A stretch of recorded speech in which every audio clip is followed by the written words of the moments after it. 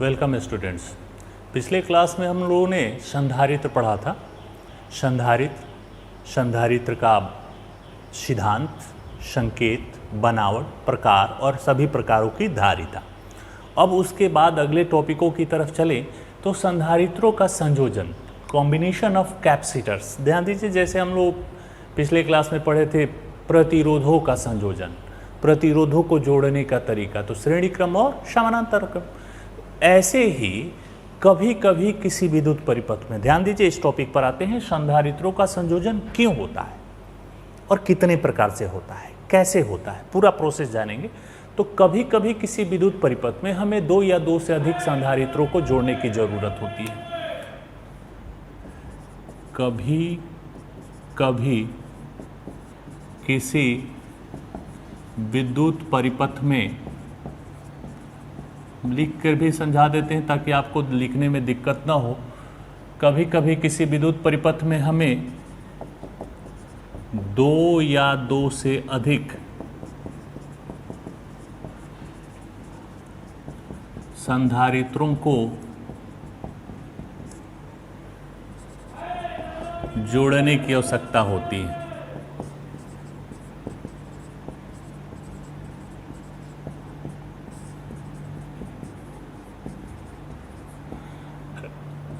इनका यह संयोजन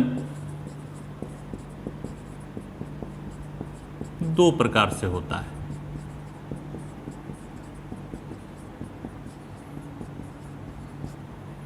पहला, संधारित्रों का श्रेणी क्रम संयोजन।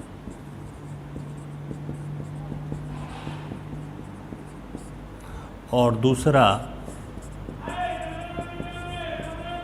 संधारित्रों का समानांतर क्रम संयोजन।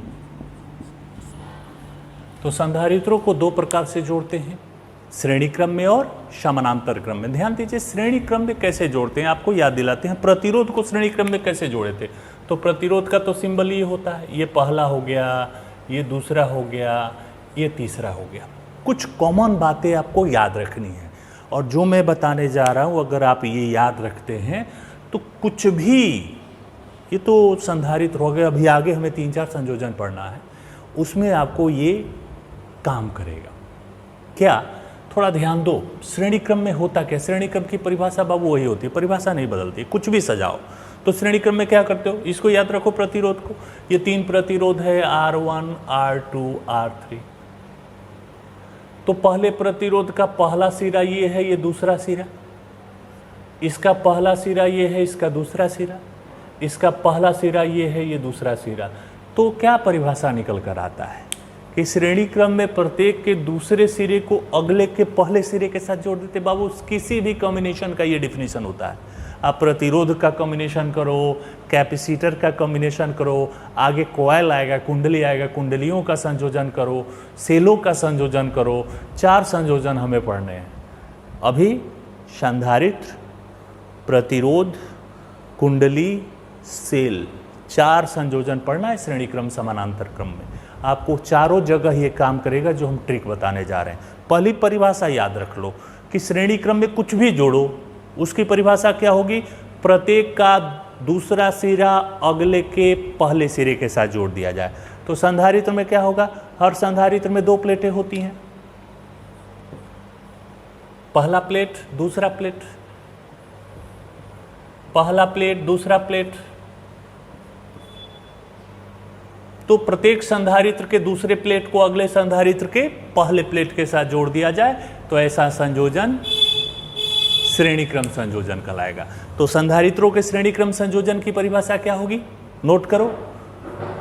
संधारित्रों के श्रेणी क्रम संयोजन में पहले संधारित्र के दूसरे प्लेट को दूसरे संधारित्र के पहले प्लेट से, दूसरे संधारित्र के दूसरे प्लेट को तीसरे संधारित्र के पहले प्लेट के, और ऐसे ही अन्य सभी संधारित्रों को जोड़ दिया जाए, तो ऐसे संयोजन को संधारित्रों का श्रेणी क्रम संयोजन कहते हैं।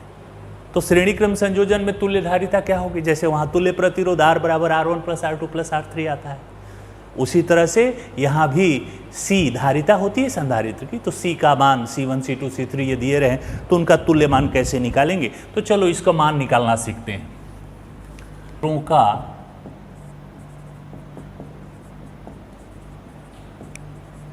श्रेणी क्रम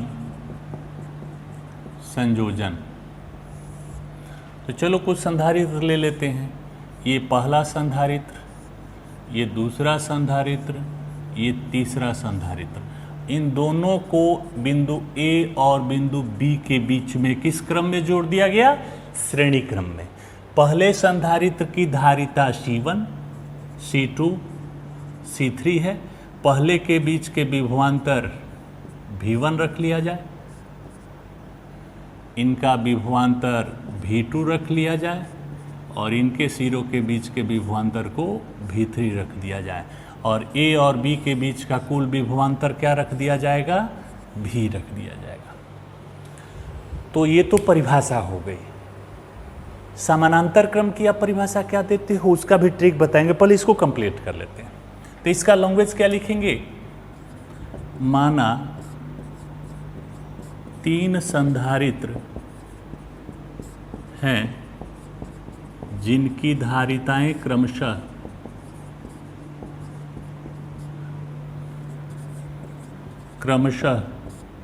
C1, C2 तथा C3 हैं।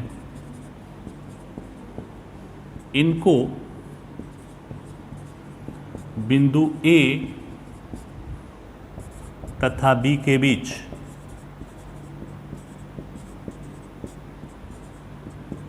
श्रेणी क्रम में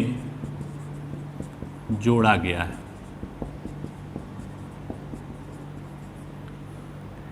इनके, अब देखो, अब बात समझिएगा थ्योरी।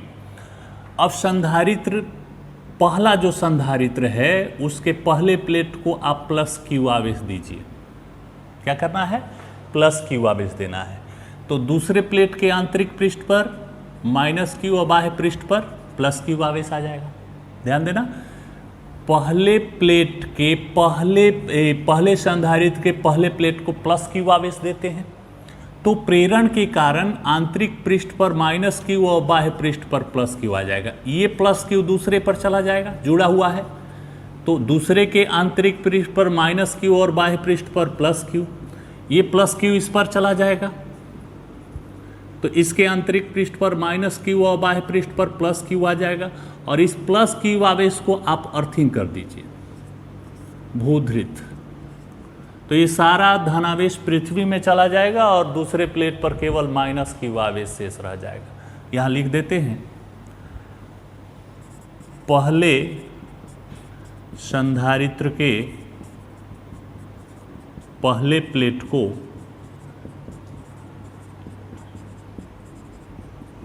प्लस Q आवेश दिया जाता है,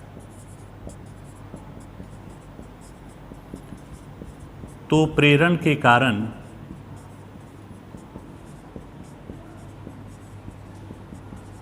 दूसरे संधारित्र के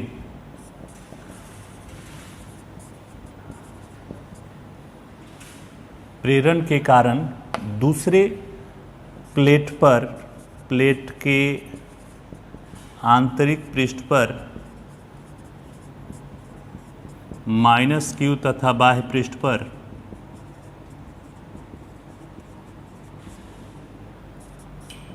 प्लस Q आवेश आ जाता है। अंतिम संधारित्र के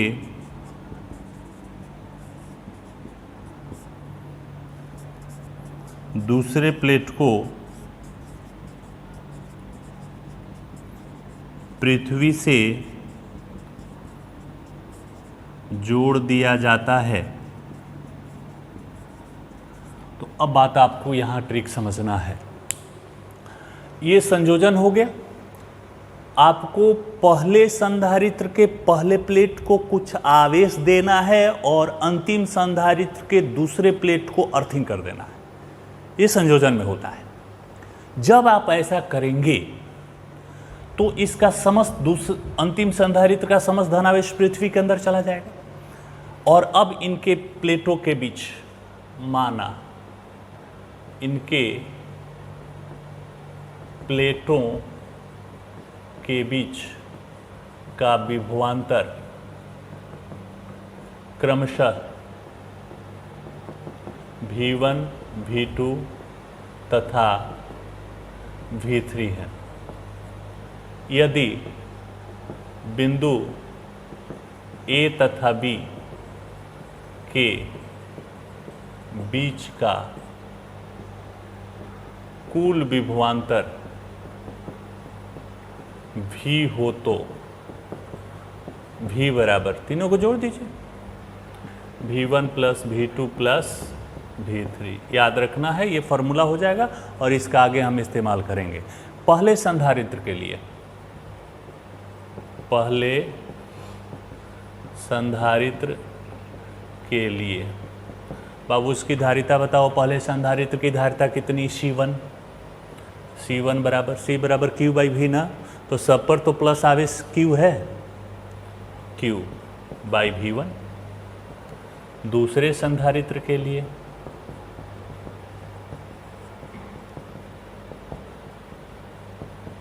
C2 बराबर, उस पर भी पहले प्लेट पर प्लस Q आवेश है और उसका विभवांतर तीसरे संधारित्र के लिए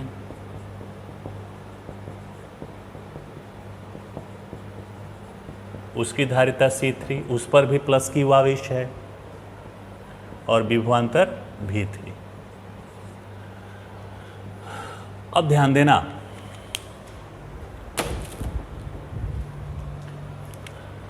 यदि A तथा B के बीच की तुल्य धारिता मतलब कुल परिणामी C हो तो C बराबर Q, कुल विभवांतर भी है ना, भी। ये समीकरण 5। अब ध्यान देना, हमें समीकरण 1 में भी का मान चाहिए, तो यहाँ से भी का मान निकाल लो, दैट इज V बराबर Q बाई C। ये समीकरण 5 हो जाएगा। यहाँ से V1 का मान निकाल लो, तो V1 का मान यहाँ से V1 बराबर Q बाई C1, V2 बराबर Q बाई C2 और V3 बराबर Q बाई C3। इन सभी मानों को समीकरण 1 में रख दो। समीकरण 1 से V बराबर V1 plus V2 plus V3 ना, V का मान समीकरण 5 में Q बाई C है, V1 का मान Q बाई C1 है, V2 का मान Q बाई C2 है, V3 का मान Q बाई C3 है। Q कॉमन कर लेते हैं 1 बाई C, यहाँ से Q कॉमन करेंगे 1 by C1 plus 1 by C2 plus 1 by C3। Q cut गया, 1 बाई C बराबर 1 by C1 plus 1 by C2 plus 1 by C3। ये हमारा अभिष्ट सूत्र हुआ। ध्यान दो, ये प्रतिरोध का उल्टा आ रहा है। श्रेणी क्रम में तो प्रतिरोध ऐसे आते हैं R बराबर R1 plus R2 plus R3, लेकिन ये तो समानांतर क्रम वाला प्रतिरोध का रूप है। तो ध्यान रखना, प्रतिरोध का उल्टा रूप होता है इसका। तो श्रेणी क्रम में तुल्य धारिता निकालेंगे तो 1 by C1 plus 1 by C2 plus 1 by C3, ये श्रेणी क्रम हो गया। दूसरे पर आते हैं इनके समानांतर क्रम संयोजन में। संयोजन संधारित्रों के समानांतर क्रम, आप प्रतिरोध याद करो, प्रतिरोध को समानांतर क्रम में कैसे सजाते थे? ये हो गया पहला, ये हो गया दूसरा, ये हो गया तीसरा, इन तीनों को एक जगह जोड़ देते थे, यही ना, बिंदु A बिंदु B। मतलब समानांतर क्रम में सबका पहला सिरा बिंदु A पर और सबका दूसरा सिरा बिंदु B पर, ऐसा संयोजन समानांतर क्रम कहलाता है। बिल्कुल किसी भी संयोजन का ये समानांतर क्रम परिभाषा हो गया। कुछ भी आप जोड़ो, समानांतर क्रम में सबका पहला सिरा एक उभयनिष्ठ बिंदु पर और सबका दूसरा सिरा एक दूसरे उभयनिष्ठ बिंदु से जोड़ दिया जाता है, ऐसे संयोजन को समानांतर क्रम संयोजन। तो यही परिभाषा संधारित्रों का भी होगा। तो क्या परिभाषा लिखिएगा कि संधारित्रों के समानांतर क्रम संयोजन में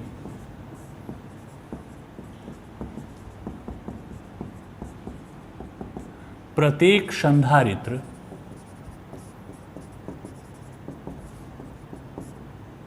के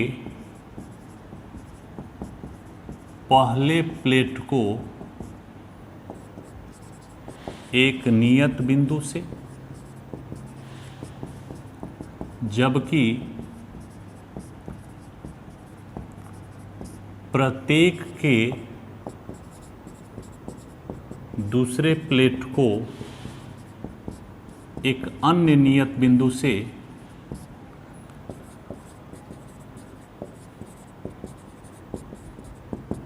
जोड़ दिया जाता है। चलिए, तो जोड़कर इनका तुल्य धारिता निकाले कि इनके फॉर्मूले क्या होंगे, समानांतर क्रम का सूत्र क्या होगा। तो चलो इसको देखते हैं। ये हमारे 3 संधारित्र हो गए, पहला, दूसरा, तीसरा। इनको एक नियत बिंदु ए से जोड़ दीजिए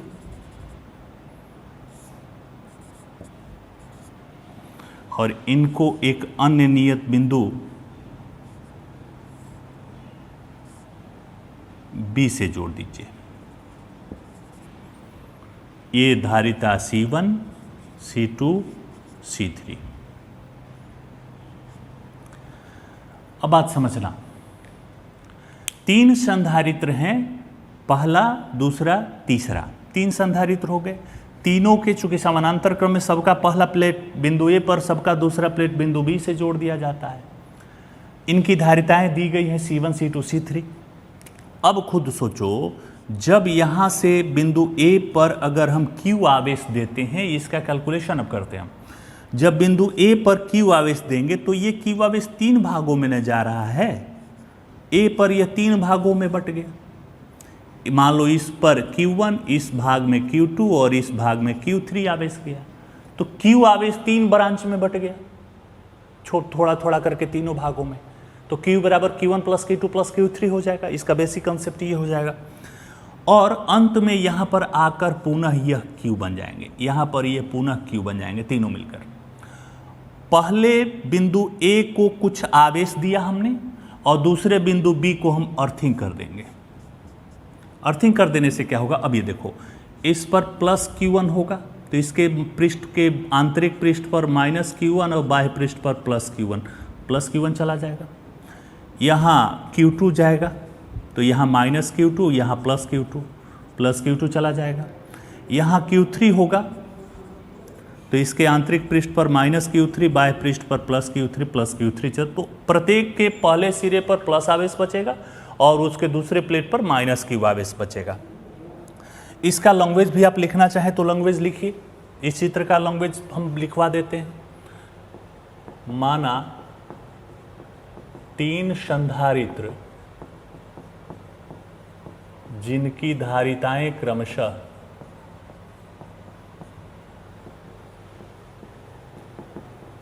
C1, C2 तथा C3 है, बिंदु A तथा B के बीच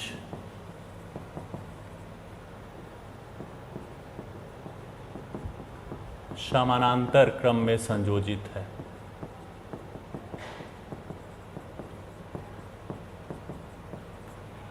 ये जोड़ दिया हमने समानांतर क्रम में।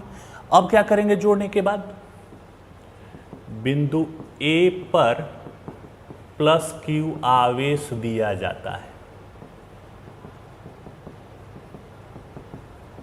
तो संधारित्रों पर वह उनकी धारिताओं के अनुपात में क्रमशः Q1, Q2 तथा Q3 के रूप में बंट जाता है। Q आवेश दिया तो तीनों पर डिवाइड हो गया, 3 भागों में चला गया, तो क्या हो जाएगा, Q बराबर Q1 plus Q2 plus Q3। अब देखो यहाँ तीनों संधारित्रों के प्लेटों के बीच का विभवांतर एक ही है, क्योंकि ये 2 ही बिंदु हैं A और B। यदि A तथा B के बीच का कुल विभवांतर भी हो तो Q1 बराबर C1 भी, Q2 बराबर C2 भी और Q3 बराबर C3 भी। ये सूत्र कहाँ से आता है? बिल्कुल आसान है। क्या होता है? C बराबर Q बाई भी होता है ना, तो Q बराबर क्या हो जाएगा? C भी। इस फॉर्मूले का हम लोग इस्तेमाल कर रहे हैं। तो ये हो गया समीकरण 2, समीकरण 3, समीकरण 4। अब बिंदु A तथा B, यदि A इधर कर लेना, A तथा B के बीच की तुल्यधारिता C हो तो Q बराबर C भी हो जाएगा, समीकरण 5 हो जाएगा। अब इन सभी मानों को समीकरण 1 में रखते हैं। Q बराबर Q1 plus Q2 plus Q3, Q बराबर C भी टोटल है, C1 भी, C2 भी, C3 भी, C भी कॉमन कर लो, C1 plus C2 plus C3, भी से भी को कटा दो, तो C बराबर C1 plus C2 plus C3। ये सूत्र तो प्रतिरोध में श्रेणी क्रम में आता है, तो ध्यान देना, श्रेणी क्रम और समानांतर क्रम में जो प्रतिरोधों का संयोजन होता है उसका जस्ट उल्टा संधारित्रों के लिए होता है। मतलब प्रतिरोध में जो श्रेणी क्रम का फॉर्म होता है वो कैपेसिटर में समानांतर क्रम में हो जाएगा, और प्रतिरोध में जो समानांतर क्रम में होता है वह संधारित्र में श्रेणी क्रम के रूप में हो जाएगा। अब इन दोनों समानांतर क्रम में तुल्यधारिता का ये सूत्र हो जाएगा, और श्रेणी क्रम में 1/c उल्टा, 1/c बराबर 1/c1 plus 1/c2 plus 1/c3। अब जो इसका ट्रिक है वो दिमाग में बैठाइए। पहला ट्रिक, परिभाषा। श्रेणी क्रम समानांतर क्रम में कुछ भी जोड़िए। हमने नाम गिनवाया कि 4 संयोजन हमें पढ़ना, आज पहला संयोजन पढ़े हैं। 4 जगह ये कंसेप्ट, ये थ्योरी, ये फॉर्मूले हमें यूज करने हैं, इस सिद्धांत का उपयोग करना है। पहला आज संधारित्रों का संयोजन, दूसरा प्रतिरोधों का संयोजन, तीसरा सेलों का संयोजन और चौथा कुंडलियों का संयोजन। श्रेणी क्रम समानांतर क्रम में 4 जगह। तो मेरी बातें ये याद रखिए या नोट कर लीजिए, कॉपी उठाइए और नोट करिए। पहली परिभाषा कि श्रेणी क्रम में कुछ भी जोड़ोगे क्या परिभाषा दिया जाएगा। तो श्रेणी क्रम की परिभाषा क्या होती है? प्रत्येक के नाम नहीं ले रहे हैं, 4 जगह है ना, प्रत्येक के दूसरे सिरे को अगले के पहले सिरे के साथ जोड़ते जाओ और ऐसे ही बाकी का संयोजन कर दो, तो ये श्रेणी क्रम कहलाता है। समानांतर क्रम की परिभाषा क्या देंगे?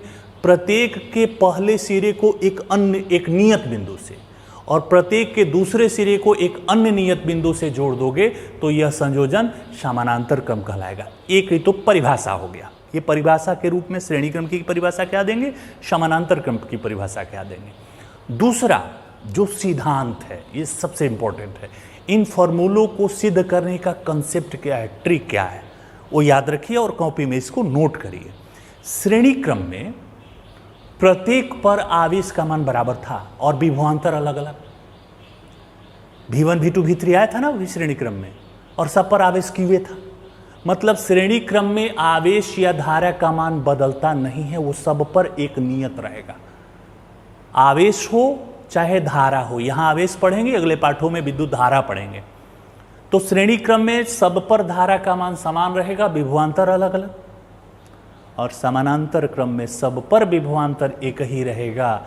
आवेश, यहां आवेश है, अगले पाठों में धारा आएगा, आवेश या धारा भिन्न भिन्न हो जाएंगे। तो क्या ट्रिक मिला हमें, फिर से एक बार रिपीट कराते हैं। श्रेणी क्रम में सभी युक्तियों पर, चाहे वो संधारित्र हो चाहे प्रतिरोध हो, आवेश या धारा का मान बराबर रहता है, जबकि उनके बीच का विभवांतर अलग अलग होता है। और समानांतर क्रम में सब पर विभवांतर एक ही होता है और सब पर धारा या आवेश अलग अलग होता है। तो ये यहाँ देखो, आवेश Q1 Q2 Q3, विद्युत धारा में वहाँ प्रतिरोध पर चलोगे तो I1 I2 I3 हो जाएगा। तो ये बेसिक कंसेप्ट हमें याद रखना है, जिसके आधार पर हम इन फॉर्मूलों को सिद्ध कर सकते हैं। अब हम दूसरे टॉपिक की तरफ चले। तो अभी हमने संधारित्रों का संयोजन कंप्लीट किया। अब हम अगले टॉपिक की तरफ आते हैं और हमारा अगला टॉपिक है, ये ध्यान देना, शॉर्ट क्वेश्चन, बड़ा इंपॉर्टेंट प्रश्न है, बहुत बार एग्जामों में पूछा गया है कि किसी समानांतर प्लेट संधारित्रों के प्लेटों के बीच ऊर्जा घनत्व क्या है। ऊर्जा घनत्व का मान निकालिए। कैसे निकालेंगे? देखो बिल्कुल आसानी से निकाल सकते हैं, 2 लाइन इसको कैलकुलेट करिएगा आंसर शॉर्ट क्वेश्चन में आसानी से। अच्छा, हमारा कौन सा ये संधारित्र है, ये नाम देखो, समानांतर प्लेट संधारित्र है ना। तो ये बताओ, समानांतर बोले ना, 2 लाइन में हल कर लोगे आप। समानांतर प्लेट संधारित्र की धारिता हमने पिछले क्लास में हल किया था, धारिता C बराबर ε0 εr A बटा में D आया था ना, बिल्कुल, इसको हमने प्रमाणित किया था। और किसी चालक प्लेटों के बीच में संचित ऊर्जा, चालक प्लेटों के बीच संचित ऊर्जा U बराबर हाफ CV² का मान हमने प्रमाणित किया था ना। और विद्युत क्षेत्र और तीव्रता में संबंध क्या था? विद्युत क्षेत्र की तीव्रता तथा विभव में संबंध क्या आया था? E बराबर -dV/dr। तो इसको V बराबर E इंटू डी, माइनस छोड़ दो, और ये कैलकुलस वाला पद है dr dV, इसको साधारण भाषा में लिखो तो माइनस छोड़ दिए। और बीच की दूरी, ध्यान दो, प्लेटों के बीच की दूरी को r से नहीं, हम लोग d से डिनोट किए हैं, तो r की जगह हम d लिखे। ये तीसरा समीकरण हो गया। इन 3 सूत्रों का इस्तेमाल करके हम लोग इस ऊर्जा घनत्व का मान निकाल सकते हैं। ये तीनों हम लोगों ने बारी बारी से साबित किया हुआ, इन तीनों में टेंशन नहीं है। अब देखो, इन तीनों का इस्तेमाल करके ऊर्जा घनत्व हम लोग कैसे निकालते हैं। तो ऊर्जा का मान समानांतर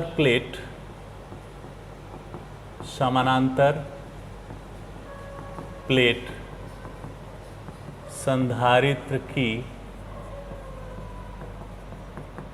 प्लेटों के बीच ऊर्जा 1/2 CV² ना, 1/2। बाबू, समानांतर प्लेट संधारित्र का C क्या होता है? समीकरण 1, ये कितना? ε0 εr A बटा में D। अब V², V का मान क्या होता है? ED का स्क्वायर। तो U बराबर 1/2 ε0 εr A E का स्क्वायर इंटू D² बटा में D बचा हुआ है, एक D तो कट जाएगा, तो U बराबर 1/2 ε0 εr A इंटू E²। ये समीकरण 4 हो गया। संचित ऊर्जा का मान इस रूप में। अब ऊर्जा घनत्व तो निकालना है, देयरफॉर अपने मुद्दे पर आ जाते हैं। अब समानांतर प्लेट संधारित्र के प्लेटों के बीच ऊर्जा घनत्व बराबर, घनत्व आता है तो बाबू थोड़ा सा 11th क्लास की तरफ चलो। घनत्व का मतलब क्या है? एकांक आयतन में। द्रव्यमान है तो द्रव्यमान, ऊर्जा है तो ऊर्जा, विभव है तो विभव, जो भी है एकांक आयतन में जो मात्रा होती है वो घनत्व कहलाता है। घनत्व कभी भी निकालना है बटा में आयतन, तो ऊर्जा घनत्व निकालना है तो ऊर्जा बटा में आयतन, याद रखना है। तो हमारा ऊर्जा घनत्व कितना निकला? ऊर्जा घनत्व का मान, ऊर्जा कितना आया है? 1/2 ε0 εr A इंटू E² अब बटा में आयतन।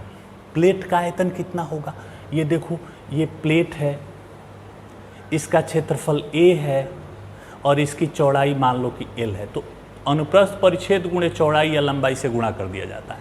आयतन, इसकी मोटाई D लिखा जाता है, तो AD लिख देना है। आयतन यहाँ AD हो जाएगा, A से A कट जाएगा, एक D बचा हुआ है, एक D बचा हुआ है यहाँ, और डी से डी कट जाएगा, तो ऊर्जा घनत्व का मान कितना आया 1/2 epsilon 0 epsilon r into E square.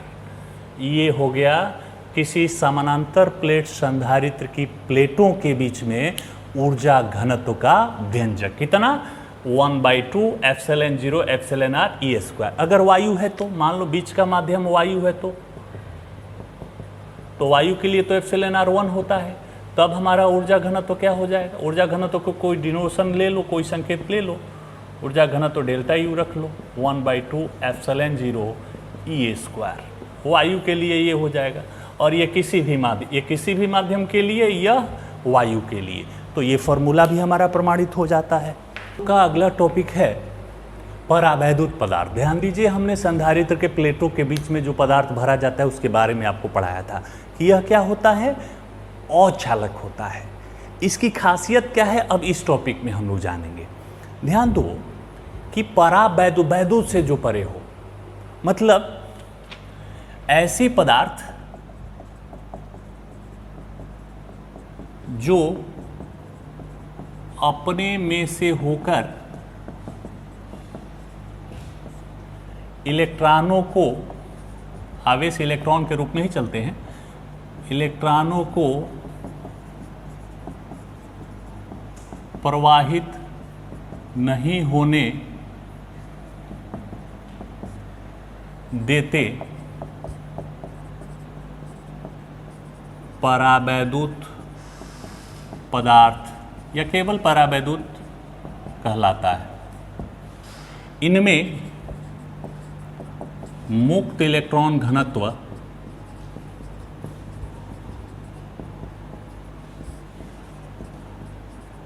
बहुत कम होता है। मतलब एकांक आयतन में इलेक्ट्रॉन की मात्रा, अभी तो घनत्व तो बताया था, एकांक आयतन में जो भी है, यहाँ इलेक्ट्रॉन है तो इलेक्ट्रॉन की मात्रा, वहाँ ऊर्जा था तो ऊर्जा की मात्रा, जहाँ द्रव्यमान है द्रव्यमान की मात्रा। जैसे अचालक, मोम, कागज, प्लास्टिक, रबड़ इत्यादि। ये जो परावैद्युत हैं ये दो प्रकार के बताए गए हैं। ये परावैद्युत पदार्थ दो प्रकार के बताए गए हैं। पहला ध्रुवीय परावैद्युत,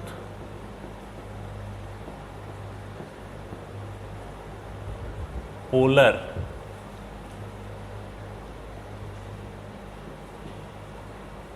डाइलेक्ट्रिक्स, और दूसरा अध्रुवीय परावैद्युत नॉन पोलर।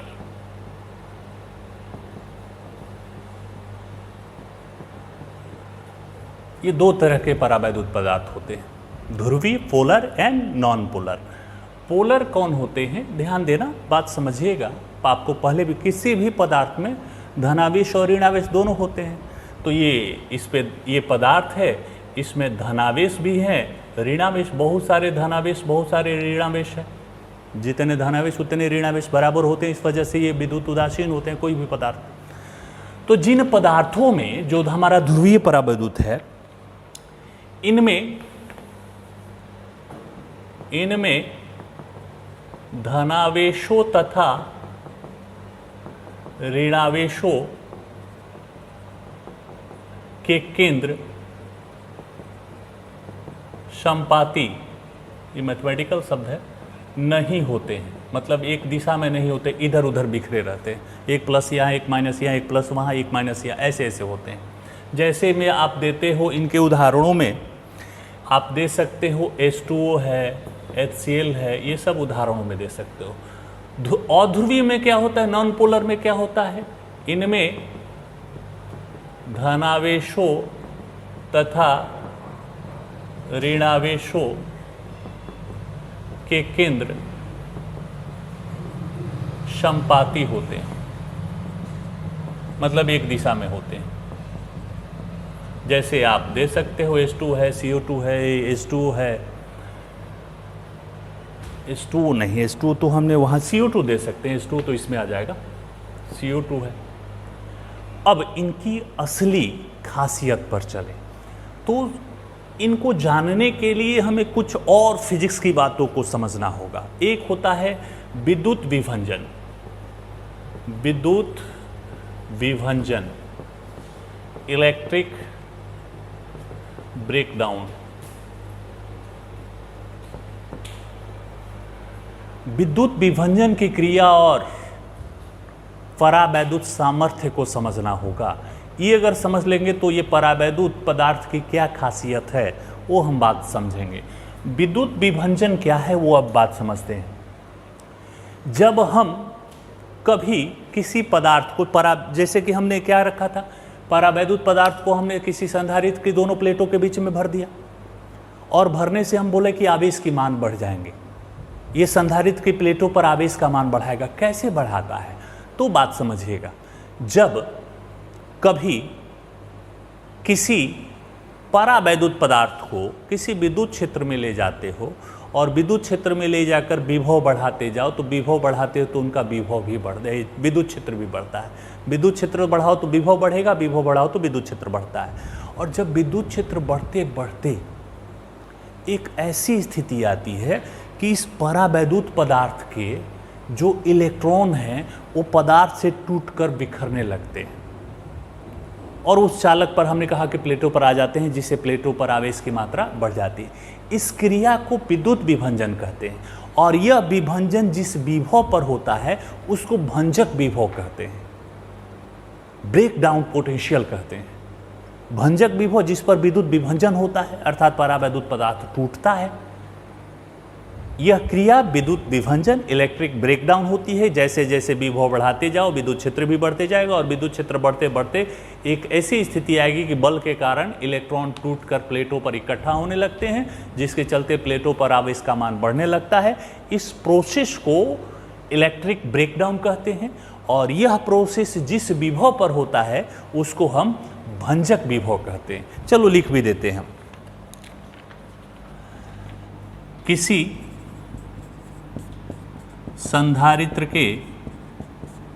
संधारित्र पर हमने उदाहरण बताया, प्लेटों के बीच का विभवांतर जैसे जैसे बढ़ाया जाता है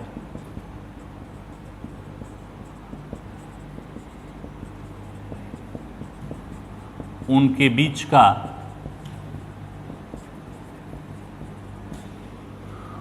बीच का विद्युत क्षेत्र भी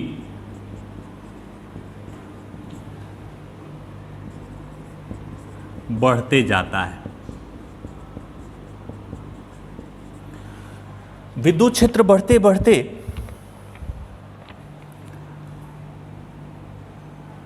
अंत में एक ऐसी स्थिति आ जाती है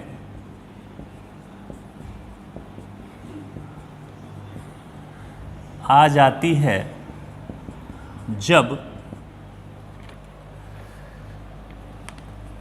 परावैद्युत पद के इलेक्ट्रॉन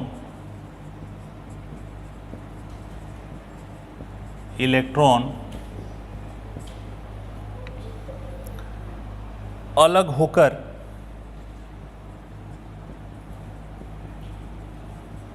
संधारित्र की प्लेटों के बीच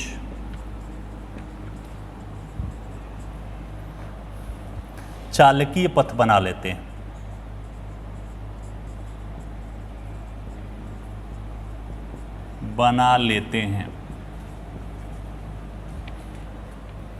इस प्रक्रिया को ये देखते रहो, आ रहा है ना, इस प्रक्रिया को विद्युत विभंजन इलेक्ट्रिक ब्रेकडाउन कहते हैं।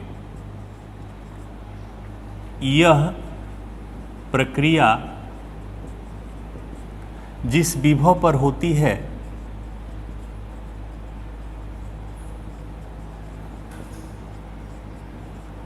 उस विभव को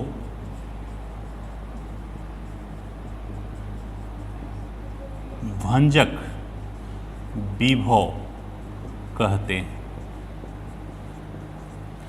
तो ये तो हमने लैंग्वेज इसका लिखवा दिया ताकि आपको लिखने में दिक्कत ना हो। सरल भाषा में हम फिर से एक बार रिपीट करते हैं, इस चीज़ को समझिएगा, पूरी प्रक्रिया को डिटेल से समझिए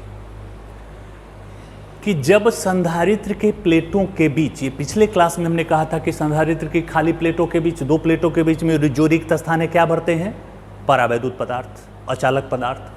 क्यों भरते हैं? तो हमने वहाँ केवल ये कहा था कि ऐसा करने से आवेश बढ़ जाता है और दोनों प्लेटें जितने पास पास रखेंगे विभव कम हो जाता है। आवेश बढ़े विभव कम हो तभी न धारिता बढ़े, और संधारित्र का यही सिद्धांत है। तो आवेश बढ़ाने के लिए प्लेटों के बीच में परावैद्युत पदार्थ डाले थे। अब आज ये समझेंगे कि इस परावैद्युत पदार्थ को डालने से आवेश क्यों बढ़ा, कैसे बढ़ा। तो हमने क्या कहा कि जब प्लेटों के बीच में विभव बढ़ाते जाओ तो विभव और तीव्रता समानुपाती होते हैं, E बराबर dV/dr। E बढ़ेगा तो V भी बढ़ेगा, V बढ़ेगा तो E भी बढ़ेगा। विभव बढ़ाओगे तो तीव्रता भी बढ़ेगा, तीव्रता बढ़ाओ तो विभव भी बढ़ेगा। तो जैसे जैसे प्लेटों के बीच में पास करते जाते हो तो विभव बढ़ते जाता है। विभव बढ़ेगा तो उनके बीच का विद्युत क्षेत्र भी बढ़ेगा, और विद्युत क्षेत्र एक विद्युत बल लगाता है, E बराबर F/Q।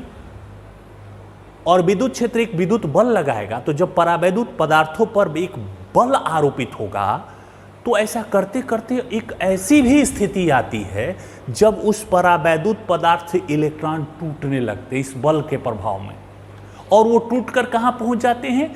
दोनों प्लेटों के स्थान पर। और जब इलेक्ट्रॉन कहीं किसी पृष्ठ पर आवेश बढ़ जाता है तो निश्चित तौर पर धारिता भी बढ़ जाती है। इसी चीज़ को हमने लैंग्वेज में लिखा है, किसी संधारित्र के प्लेटों के बीच का विभवांतर जैसे जैसे बढ़ाया जाता है उनके बीच का विद्युत क्षेत्र भी बढ़ते जाता है।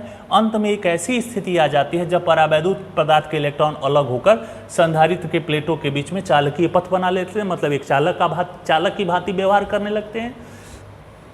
और यह प्रक्रिया विद्युत विभंजन कहलाती है, और यह विभंजन जिस विभव पर होता है उसको हम लोग भंजन विभव, ब्रेक डाउन पोटेंशियल कहते हैं। इसी में एक और टॉपिक आता है परावैद्युत सामर्थ्य। परावैद्युत सामर्थ्य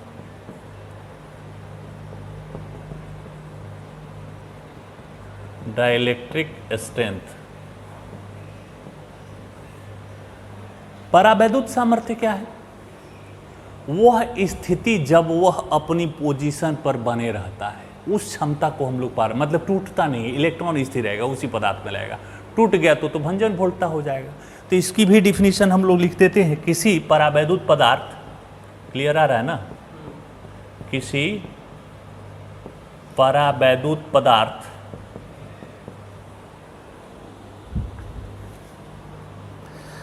के लिए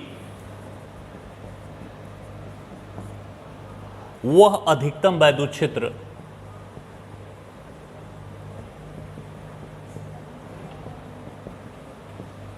क्षेत्र जिसमें वह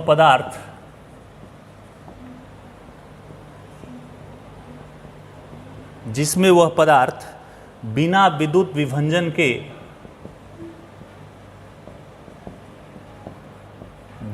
के सहन कर सके,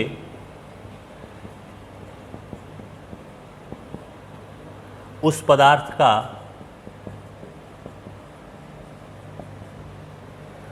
परावैद्युत सामर्थ्य कहलाता है। परावैद्युत सामर्थ्य कहलाता है। तो बिल्कुल वही सूत्र हो जाएगा, ई ब्रेक डाउन बराबर भी ब्रेक बटा में डी। ई बराबर dV/dr एक तरह का विद्युत क्षेत्र ही होता है। तो ये हमारा हो गया परावैद्युत सामर्थ्य। अब हमारा आज का अंतिम टॉपिक होगा जो बहुत ही इंपॉर्टेंट टॉपिक है, वान डी ग्राफ जनरेटर। तो जानते हैं वान डी ग्राफ जनित्र क्या है? जनरली हमारे घरेलू जनरेटर होते हैं, जनरेटर यानी जनित्र, उनका हम इस्तेमाल करके कितना अधिक से अधिक विभवांतर प्राप्त कर सकते हैं? 220। इससे ज़्यादा हम उसे विभवांतर नहीं प्राप्त कर सकते। 220, 230, 240, 500 वोल्ट तक हम मान लेते हैं। लेकिन मान लो कहीं किसी प्रयोगशाला में हमें 1000 वोल्ट, 5000 वोल्ट, 25,000 वोल्ट विभवांतर की ज़रूरत होगी तो इसकी आपूर्ति ये साधारण जनरेटर से संभव नहीं है।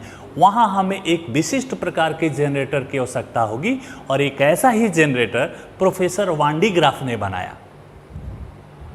इस जनरेटर को उनके ही नाम पर वान डी ग्राफ जनरेटर यानी जनित्र कहते हैं। तो सबसे पहली बात कि वान डी ग्राफ जनित्र है क्या?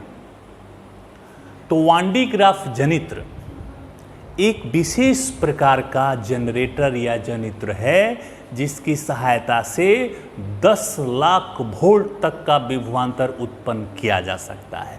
ये तो हो गई परिभाषा जनित्र के बारे में। ये किस सिद्धांत पर काम करता है? अपनी कॉपी खोलेंगे और लिखते चलोगे। पहले एक बार समझ लो, उसके बाद लास्ट में लिखना दोबारा वीडियो देख करके। एक थ्योरी होती है कि आवेश का जो पृष्ठीय घनत्व होता है वह नुकीले भाग पर बहुत अधिक होता है। किसी धातु का नुकीला सिरा हो, वहाँ पर आवेश बहुत अधिक मात्रा में इकट्ठा हो सकता है, स्थिर हो सकता है, वहाँ आवेश अधिक संग्रहित हो सकता है।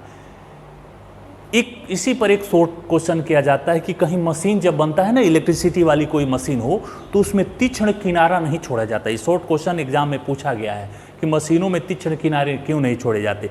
क्योंकि मेरी बात याद रखिएगा कि तीक्ष्ण किनारों पर बहुत जहाँ नुकीला सिरा हो वहाँ पर आवेश का पृष्ठीय घनत्व तो बहुत ज़्यादा होता है, वहाँ अधिक मात्रा में आवेश इकट्ठा हो सकता है, आवेश रह सकता है। और वान डी ग्राफ ने उसी सिद्धांत का उपयोग किया कि किसी तीक्ष्ण नुकीलों सिरों पर आवेश का पृष्ठीय घनत्व ज़्यादा होता है और हमें क्या करना है, विभव को बढ़ाना है। विभव कैसे बढ़ेगा ये अब बनावट में जानते हैं कि वान डी ग्राफ जनरेटर की बनावट क्या है। तो हमने फिगर बना दिया है ताकि समय की बचत हो। इस बनावट में चलो, ये गोला देख रहे हो ना, ये एक धात्विक गोला, धातु का गोला होता है, बहुत बड़ा गोला होता है। ये लगभग इसका डायमीटर 5-6 मीटर के बराबर होता है। इसका व्यास 5 मीटर, तो 5 मीटर व्यास का गोला हो तो सोचो बहुत बड़ा, आपके घर से भी बड़ा हो जाएगा। तो एक बहुत बड़ा गोला होता है ये। इस गोले को एक कुचालक स्टैंड पर रखा जाता है। पृथ्वी पर रखोगे तो पृथ्वी चालक है, इलेक्ट्रॉन चले जाएंगे, आवेश आएगा तो पृथ्वी में चला जाएगा। तो इसका पृथ्वी से संपर्क नहीं रखना है और इसके लिए हम लोग क्या करते हैं, एक स्टैंड पर रख देते हैं। इस गोले को, इस धात्विक गोले को एक स्टैंड पर रख देते हैं और स्टैंड कुचालक होता है, नॉन कंडक्टर होता है। इसके चलते अब इस गोले पर अगर आवेश आ भी जाएगा तो वह पृथ्वी में नहीं जाएगा। ये तो हो गई गोला और इस स्टैंड की बात। अब आते हैं इसके अंदर। गोले के अंदर 2 घिरनियाँ होती है। बनावट आप अपने से लिखेंगे, जो हम बता रहे पूरी कहानी याद रखिए। इस गोले के अंदर 2 घिरनियाँ P1 और P2 होती है। ये घिरनी और ये, इस घिरनी पर ये एक कुचालक फैब्रिक बेल्ट चढ़ा होता है, कुचालक बेल्ट चढ़ा होता है। कुचालक भी क्यों बेल्ट चढ़ा होता है वो भी जानेंगे, चालक बेल्ट क्यों नहीं। कुचालक बेल्ट आप देखिएगा कि आटा चक्की के मशीन पर जाइए, वहाँ भी मशीन से चक्की के बीच जो बेल्ट चढ़ा होता है वो भी कुचालक होता है, फैब्रिक बेल्ट होता है, चालक नहीं होता। कुचालक बेल्ट चढ़ा होता है। ये C1 C2 जो धातु की नुकीली कंघियाँ है, कंघी का आगे का सिरा नुकीला होता है, हमने बोला ना कि ये इसी सिद्धांत पर काम करता है। तो ये 2 धातु की कंघियाँ C1 C2, C1 के साथ एक उपकरण जुड़ा होता है HVR। कौन सा उपकरण? एक मशीन है HVR, इंग्लिश में कहते हैं हाई वोल्टेज रेक्टिफायर, उच्च विभवदिष्टकारी, उच्च विभवदिष्टकारी, हाई वोल्टेज रेक्टिफायर। ये वोल्टेज को कंट्रोल करता है, वोल्टेज को उच्च से निम्न में बदल सकता है, निम्न को उच्च, उनकी कंट्रोलिटी होती है। और इसको अंत में अर्थिंग कर देते हैं ताकि कहीं झटका उटका आए तो वह पृथ्वी में समाहित हो जाए। तो धातु की 2 कंघियाँ C1 C2। C1 एक HVR से जुड़ा होता है। C1 को क्या कहते हैं? स्प्रे कंघी कहते हैं। और C2 को कहते हैं संग्राहक कंघी। और एक थर्मामीटर लगा होता है, ये टी थर्मामीटर है ताकि अंदर के तापमान को नोट कर सके। ज़्यादा तापमान हो तो मशीन फट सकता है, तो टेम्परेचर को कंट्रोल करने के लिए, उसको जानने के लिए, समझने के लिए एक थर्मामीटर लगा होता है। ये बनावट इतनी ही है। फिर से एक बार बनावट रिपीट करते हैं। वान डी ग्राफ जनरेटर में एक बहुत बड़ा धात्विक गोला होता है, चालक गोला होता है, लगभग 5 मीटर डायमीटर का। इस गोले को एक कुचालक स्टैंड पर रख दिया जाता है। इस गोले के अंदर दो घिरनियां P1 P2, इस घिरनी पर आप समझ लो चक्की, आटा चक्की पर जैसे होता है, एक यहाँ घिरनी चक्की लगा हुआ, एक चक्की, उस पर ये बेल्ट चढ़ा हुआ है, कुचालक बेल्ट, और इसको चलाने के लिए एक विद्युत मोटर भी लगेगा, तभी ना घिरनी चलेगा, ये बेल्ट चलेगा, मूव करेगा। तो एक विद्युत मोटर भी लगा होगा, उस मोटर का काम है इन घिरनियों को चलाना। इनके अंदर एक थर्मामीटर लगा होता है और धातु की दो कंघियां होती हैं C1 और C2। C1 के साथ एक HVR जुड़ा होता है, हाई वोल्टेज रेक्टिफायर, उच्च विभवदिष्टकारी जुड़ा होता है जो वोल्टेज को कंट्रोल करता है और इसको अर्थिंग कर दिया जाता है। जो C2 कंघी देख रहे हो, ये C2 कंघी को संग्राहक कंघी कहते हैं। C1 को स्प्रे, ये नीचे वाले को स्प्रे कंघी कहते हैं और इसको संग्राहक कंघी कहते हैं। क्यों कहते हैं अभी आगे जानेंगे, कार्यविधि में जानेंगे।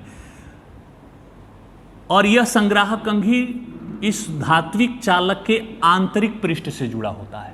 तो बनावट में आप क्या लिखेंगे, मेरे शब्दों को ध्यान दो। वान डी ग्राफ जनित्र में एक बहुत बड़ा धात्विक गोलीय चालक होता है जिसकी व्यास लगभग 5 मीटर होती है।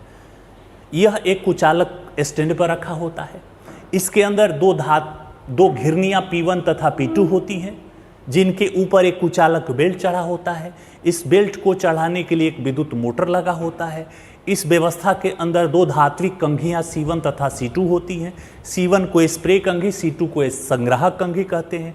C1 के साथ एक HVR हाई वोल्टेज रेक्टिफायर जुड़ा होता है और उसको अर्थिंग कर देते हैं। और C2 को गोलीय चालक के आंतरिक पृष्ठ के साथ जोड़ देते हैं। ये बनावट है। ये अब कैसे कार्य करता है, कार्यविधि पहले समझ लीजिए, उसके बाद लिखिएगा ये कैसे कार्य करता है। अब देखो, इस विद्युत मोटर को चालू कर दो तो ये घिरनी चलने लगेगी। अब ऐसे चलेगा, यह मूव करेगा, ये ऐसे मूव करने लगेगा, चलने लगेगा। और ये जो C1 स्प्रे कंघी है, स्प्रे कंघी क्यों कहते हैं, क्योंकि इसके साथ एक स्प्रेयर जुड़ा होगा, स्प्रे करेगा। जैसे आप पेंट वेंट देखते हो, गाड़ियों पर पेंट किया जाता है, एक स्प्रे मशीन से पेंट करते हैं तो स्प्रे से पेंट निकलने लगता है, वो पूरे बॉडी पेंट हो जाती है। तो ये पेंट नहीं छिड़कता है, ये आवेश छिड़कता है। इसमें आवेश होते हैं, धनावेश होते हैं।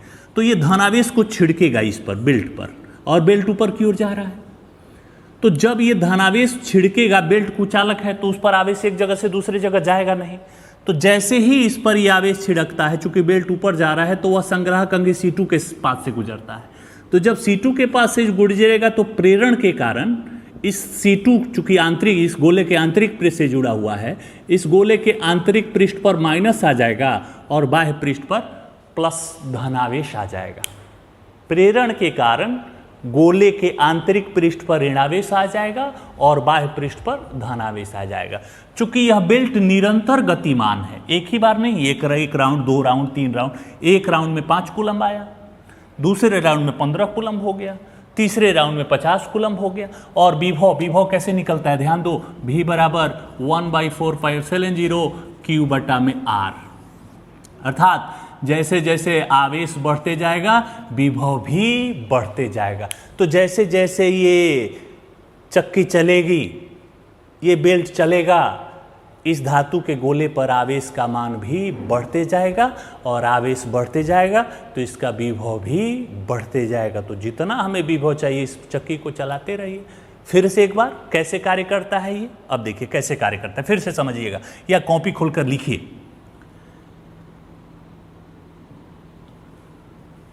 विद्युत मोटर को चालू करने पर ये घिरनियों पर चढ़ा हुआ कुचालक बेल्ट चलने लगता है, गति करने लगता है, घूमने लगता है। स्प्रे कंघी C1 से इस बेल्ट पर धनावेशों की बौछार कर दी जाती है। चूंकि बेल्ट ऊपर की ओर जा रहा है तो ये धनावेश भी ऊपर की ओर बेल्ट के साथ जाएंगे। चूंकि बेल्ट कुचालक है तो बेल्ट पर तो आवेश इधर उधर जाएगा नहीं, तो आवेश भी ऊपर जाएगा। और जैसे ही यह धनावेश संग्राहक कंघी, संग्राहक मतलब जो ग्रहण करता है, इसीलिए उसका नाम संग्राहक, कलेक्टर रखा गया, कलेक्ट करता है ये आवेश को, इसीलिए इसका नाम संग्राहक, स्प्रे करता है स्प्रे कंघी। तो ये संग्राहक कंघी C2 के नुकीले सिरों पर पहुंचेगा प्रेरण के कारण। तो ये प्लस है तो माइनस, और ये C2 किसके साथ जुड़ा हुआ है, गोले के आंतरिक पृष्ठ से जुड़ा हुआ है। तो ऐसा करने से गोले के आंतरिक पृष्ठ पर माइनस आ जाएगा और बाह्य पृष्ठ पर प्लस। चूंकि यह बेल्ट निरंतर गतिमान है तो आवेश भी निरंतर बढ़ते जाता है और आवेश बढ़ते जाएगा, तो इस फॉर्मूले द्वारा क्लियर है कि आवेश बढ़ेगा तो विभव भी बढ़ते जाएगा और इस विभव को हम तार द्वारा बाहर निकाल लेंगे। अब एक समस्या यहाँ होती है, चूंकि विभव का मान उच्च हो जाएगा तो आप जानते होंगे कि इस वायु में भी बहुत सारे गैस कण हैं, गैस आयन बनाते हैं। तो जब कहीं इस धातु पर आवेश आ जाएगा तो इस आवेश का लॉस होने लगेगा, ये गैस के कण इसके मिल करके आवेश के साथ अपना आयन बनाने लगेंगे, तो हम किसी और काम के लिए आवेश उत्पन्न किए थे, वो आवेश कहीं दूसरे जगह जाने लगेगा। तो वायु के कणों के साथ वायु के कणों का आयनीकरण न हो, इसके पृष्ठ पर उत्पन्न आवेश नष्ट न हो, तो इसके लिए हम इस पूरी व्यवस्था को एक बड़े से स्टील टैंक में रख देंगे और इसमें नाइट्रोजन गैस भर देते, क्योंकि नाइट्रोजन गैस कुचालक होती है, उदासीन होती है, वो आयन नहीं बनाती हैं, और इसको धरती में गाड़ भी दिया जाता है ताकि वायु के साथ इसका संपर्क खत्म हो जाए, वायु के साथ वायु का आयनीकरण न हो और धातु के पृष्ठ से आवेश का रिसाव, लीकेज, लॉस, ह्रास न हो। तो इसके लिए हम इस पूरी व्यवस्था को एक बड़े से स्टील के टैंक में बंद कर देते हैं, उसमें नाइट्रोजन गैस भर देते हैं और कहीं कहीं इसको धरती के अंदर गाड़ भी दिया जाता है ताकि वायु के साथ आवेश का रिसाव बंद हो सके, आवेश लॉस होना बंद हो जाए। अब इसमें शॉर्ट क्वेश्चन में पूछ लिया जाता है कि इस जनरेटर का उपयोग कहाँ कहाँ है। तो जनरली उच्च विभवांतर उत्पन्न करने में, प्रोटॉन अल्फा कण को त्वरित करने, उनको उच्च गति प्रदान करने में, और न्यूक्लियर फिजिक्स में, नाभिकीय भौतिकी में। इस जनित्र के दोष क्या है, चूंकि बहुत बड़ा 5 मीटर डायमीटर का है तो इसको एक स्थान से दूसरे स्थान तक ले जाना असुविधाजनक होता है। और नंबर 2, चूंकि यह 10 लाख विभवांतर उत्पन्न कर सकता है तो झटका लगेगा तो बचने की संभावना भी नहीं होगी। यह उच्च विभवांतर उत्पन्न करता है, अतः यह खतरनाक होता है। तो ये आपका चैप्टर कंप्लीट होता है। अगले चैप्टर में इस चैप्टर के न्यूमेरिकल जानेंगे। धन्यवाद।